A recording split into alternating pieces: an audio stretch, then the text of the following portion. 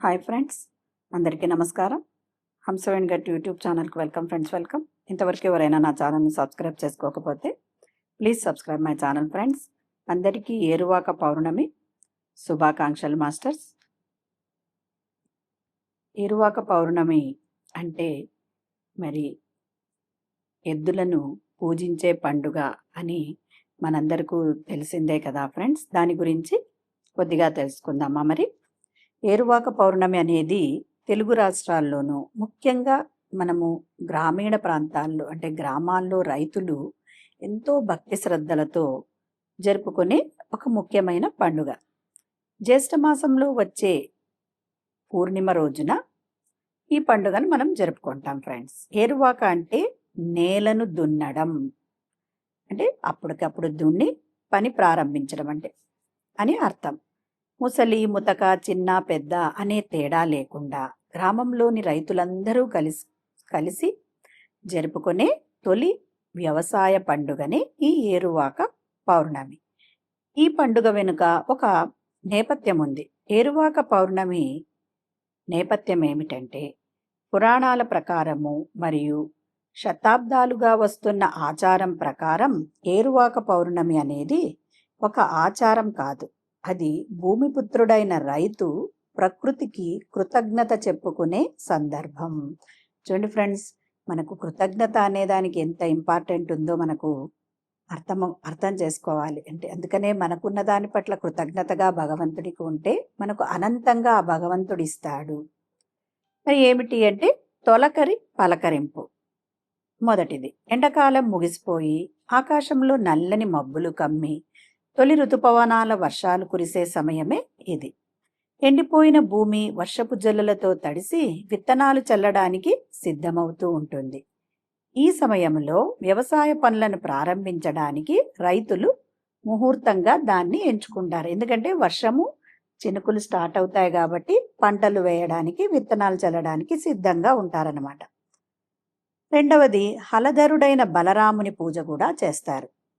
ద్వాపర యుగంలో శ్రీకృష్ణుని అన్నయ్య అయిన బలరాముడు గొప్ప హలధరుడు, అంటే నాగలిని ఆయుధంగా సాధనంగా ధరించినవాడు. ఆయనే లోకానికి వ్యవసాయాన్ని దాని విశిష్టతను పరిచయం చేశాడు అని కూడా అంటూ ఉంటారు, నమ్ముతారు. అందుకే ఏరువాక పౌర్ణమి రోజున రైతులు బలరాముడిని, ఆయన ఆయుధమైన నాగలిని స్మరించుకుంటూ పూజలు చేస్తారు. మూడవది, భూమాతకు కృతజ్ఞత తెలపడం. తమకు అన్నం పెట్టే భూదేవిని పూజించటం ఈ పండుగ ముఖ్య ఉద్దేశం. అమ్మా, ఈ ఏడాది కూడా మా పంటలు బాగా పండేలా చూడు, లోకానికి అన్నం పెట్టే శక్తిని మాకు ప్రసాదించు అని రైతులు భూమాతను వేడుకుంటారు. ఈ పండగ రోజునైతే ఫ్రెండ్స్, మరి పల్లెటూర్లలో గ్రామాల్లో ఎంతో చక్కని పండుగ వాతావరణం ఉంటుంది. ఆచారాలు అవి ఏమిటంటే ఫ్రెండ్స్, మరి పాడి పశువుల అలంకరణ. రైతుకు ప్రాణప్రదమైన ఎద్దులను, ఆవులను తెల్లవారుజామునే చెరువులకు లేదా బావుల వద్దకు తీసుకెళ్లి శుభ్రంగా కడుగుతారు.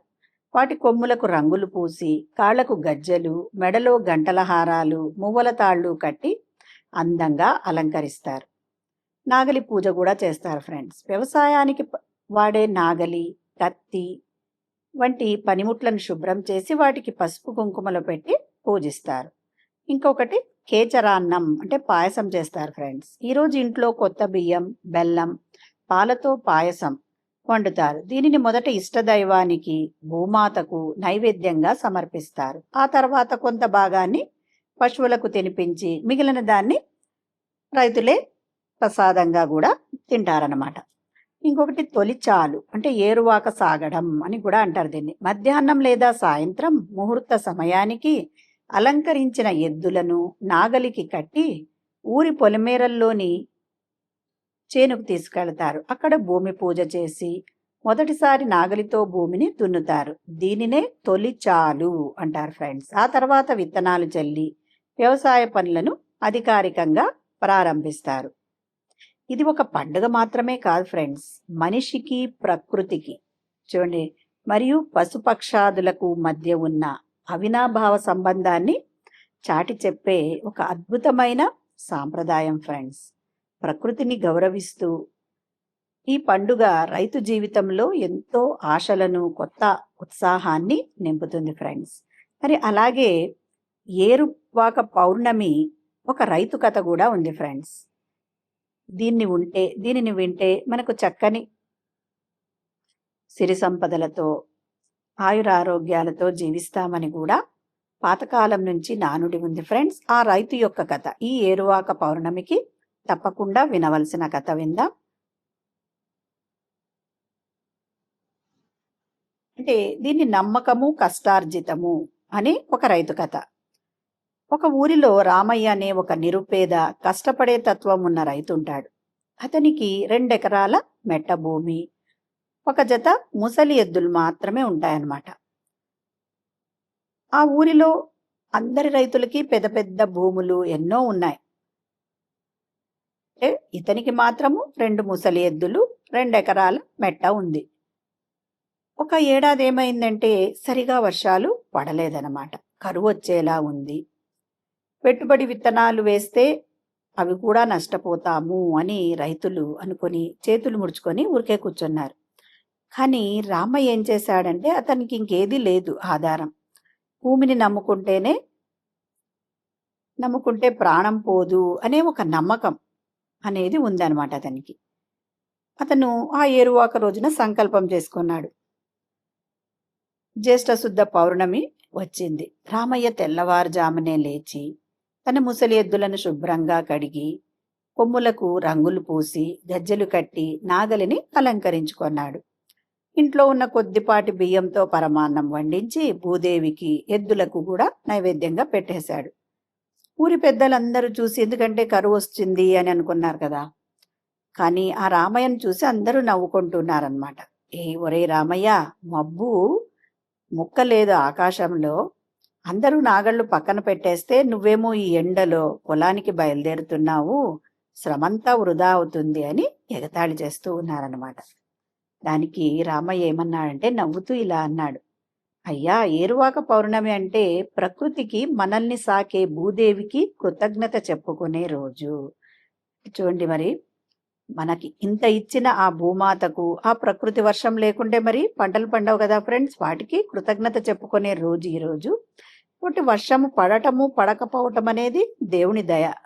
కానీ సమయానికి నాగలి పట్టి భూమిని దున్నడం అనేది నా ధర్మం. నేనేం చేస్తే ఆ ప్రకృతి, ఆ భగవంతుడు సహకరిస్తాడు. కాబట్టి నేను నా కర్తవ్యాన్ని చేయడం వదిలిపెట్టను అని వాళ్ళకు సమాధానం ఇచ్చాడనమాట.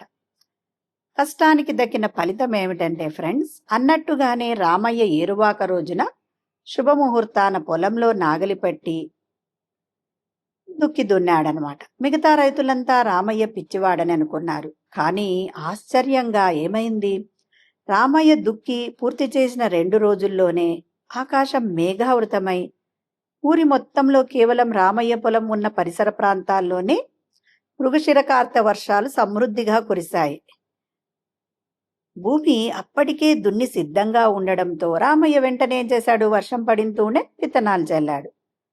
మిగిలిన వాళ్ళు ఏం చేశారు, మిగిలిన రైతులు వర్షం పడినాక నాగళ్ళు సిద్ధం చేసుకునేసరికి ఏమైపోయింది, ఆలస్యం అయిపోయింది. ఆ ఏడాది రామయ్య పొలంలో మాత్రమే బంగారం లాంటి పంట పండింది ఫ్రెండ్స్. ఊరిలోనే అందరికంటే ఎక్కువ లాభాలు వచ్చాయి. ఎవరికి? రామయ్యకి.